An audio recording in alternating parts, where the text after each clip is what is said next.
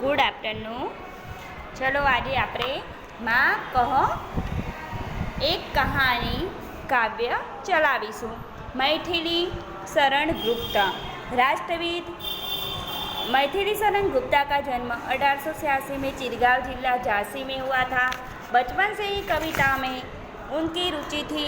आचार्य महावीर प्रसाद त्रिवेदी से प्रेरणा से वे खड़ी बोली है और मुड़े और उनकी कविता में निखार आया था.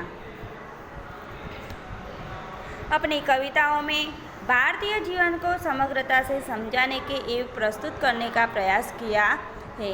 खड़ी बोली हिंदी में आरंभिक अपनी कविताओं में भारतीय जीवन को समग्रता के समझाने के एवं प्रस्तुत करने का प्रयास किया है. खड़ी बोली हिंदी के आरंभिक 19 से एक थे. सांकेत गुप्त जी द्वारा लिखित महाकाव्य है. इसके अंतरिक्ष असोदरा, पंचवटी, भारत भारतीय तथा जयद्रथ वर्ध आदि इनकी मुख्य काव्य कृतियाँ हैं. इनकी मृत्यु सन 1964 में हुई. मारने वाली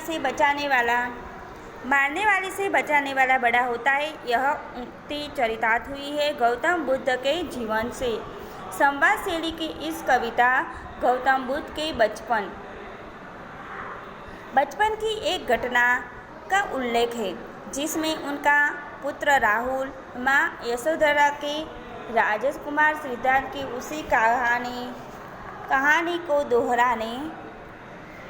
दोहराने को आग्रह करता है, जिसमें उपयुक्त उक्ति परिभाषित हुई थी. तो આપણે કાવ્યનો પરિચય જોયો. હવે કાવ્ય ધ્યાનથી સમજીશું. કાવ્યમાં માં કહ એક કહાની. હવે યશોધરાની અને રાજકુમાર સિદ્ધાર્થની આપણને કાવ્ય જોઈશું. माँ कह एक कहानी. बेटा समझा लिया क्या तूने मुझसे अपनी नानी.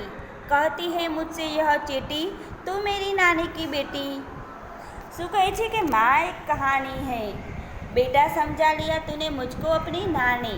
कहती है मुझसे यह चेटी, तू मेरी नानी की बेटी. હવે આપણે જોઈશું माँ एक कहानी. तो राहुल यशोधरा से कहता है. રાહુલ કહે છે યશોધરાને કે હું માં એક કહાની સુનાવું. હવે તેનો બાળક કહે છે કે એક કહાની સંભળાવ. यशोधरा कहती है बेटा तूने मुझे अपनी नानी समझा लिया है क्या. શું કહે છે કે તને તારી નાની તને સમજાવ છે. રાહુલ યશોધરાને કહે છે માં એક વાર્તા કહે. યશોધરા કહે છે કે બેટા તે મને તારી નાની સમજી લીધી છે કે શું. હવે યશોધરા કહે છે કે તું મને નાની સમજે છે કે શું. હવે कहती है मुझसे एक चेटी, तू मेरी नानी की बेटी. कहो माँ कह लेटी है लेटी. राजा था या रानी. माँ कहो एक कहानी. શું કહે છે કે यह दासी मुझसे कहती है कि तुम मेरी नानी की बेटी हो. दासी कहती है कि तुम मेरी नानी बेटी हो, इसलिए माँ कहानी सुनाओ न. लेटे लेटे ही सुनाओ. શું કહે છે કે લેટે લેટે ही सुनाओ. एक राजा था या एक रानी थी. હવે કહે છે કે આ દાસી મને કહે છે. શું કહે છે દાસી કે તું મારી નાનીની દીકરી છે. શું મારી નાની ભલે ન હોય પણ તેમની દીકરી તો છે ને. એટલા માટે જ માં વાર્તા સંભળાવને. સૂતા સૂતા સંભળાવ. એક રાજા હતો કે એક રાણી હતી. હવે કહે છે બાળક કે તું મને સૂતા સૂતા એક કહાની સંભળાવ. એક વાર્તા સંભળાવ કે હું સૂતા સૂતા તેને સાંભળું. તું હે हठी मानव धन मेरे, सुन उपवन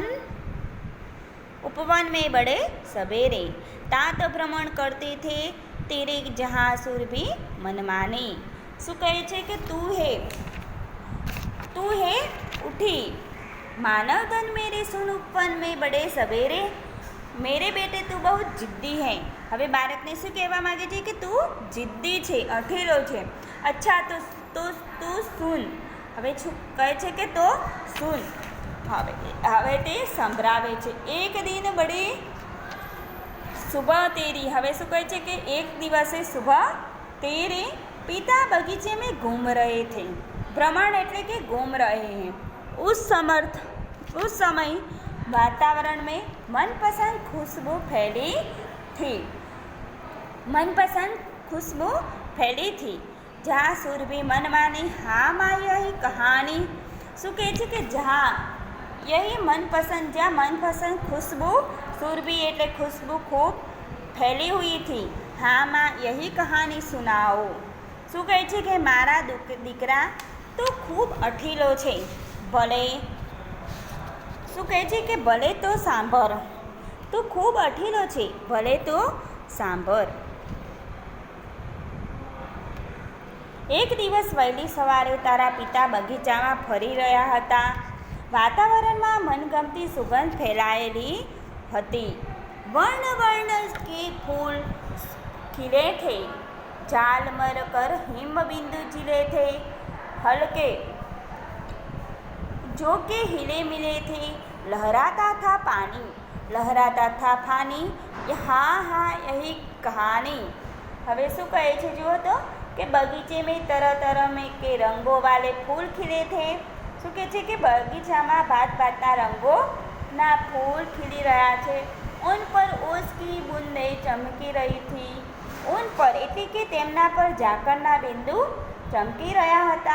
હવા કે હલકે હલકે ઝોકો સે ઝૂલમી લે રહે થે. શું કહે છે કે હવામાં ધીમી ધીમી લહેરથી ફૂલ હાલી રહ્યા હતા એટલે કે હલતા હતા. ઉન પર ઓસકા પાણી લહેરાતા થા. તેમના પર પાણી લહેરાતું હતું. રાહુલને પૂછા क्या उन पानी पर पानी लहराता था. हाँ माँ मुझे यही कहानी सुननी है. શું કહે છે કે રાહુલે પૂછ્યું શું તેમને પર પાણી લહેરાતું હતું. હા માં મારે આ જ વાર્તા સાંભળવી છે. શું કહે છે હવે જુઓ તો. હવે કે બગીચામાં ભાત ભાતના રંગોના ફૂલ ખીલ્યા હતા. તેમના પર ઝાકળના બિંદુ ચમકી રહ્યા હતા. હવાની ધીમી ધીમી લહેરથી ફૂલ હાલી રહ્યા હતા. તેમના પર પાણી લહેરાતું હતું. રાહુલે પૂછ્યું. શું પૂછે છે રાહુલ કે શું તેમની પર પાણી લહેરાતું હતું. હા માં મારે આ જ વાર્તા સાંભળવી છે. ગાતી थी खम खल खल स्वर से. सहसा एक हंस ऊपर से गिरा बिरंग होकर ख्वंग सर से हुई पक्ष की हानि करुणा भरी कहानी. શું કહે છે કે પક્ષી મધुर स्वर में गा रहा था. अचानक एक हंस ऊपर से गिरा. वह पक्षी बाण से बींध गया था. उसका एक पंख घायल हुआ था. શું કહેવા માંગે છે કે પક્ષી મધુર સ્વરમાં ગાઈ રહ્યું હતું કે અચાનક એક હંસ ઉપરથી નીચે પડ્યો. તે પક્ષી બાણથી ભીંધાઈ ગયું હતું. તેની એક પાંખ ઘાયલ થઈ ગઈ હતી. हुए पक्ष की हानि करुणा भरी कहानी. શું કહે છે કે दुखी होकर राहुल ने पूछा पंख घायल हो गया था. यह तो बहुत दुख भरी कहानी है. શું કહે છે કે શું પાંખ ઘાયલ થઈ હતી. આ તો બહુ કરુણ વાર્તા છે.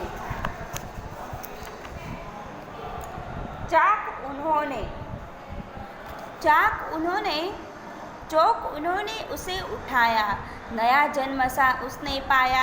इतने में आखटे के आया. लक्ष्य सिद्ध का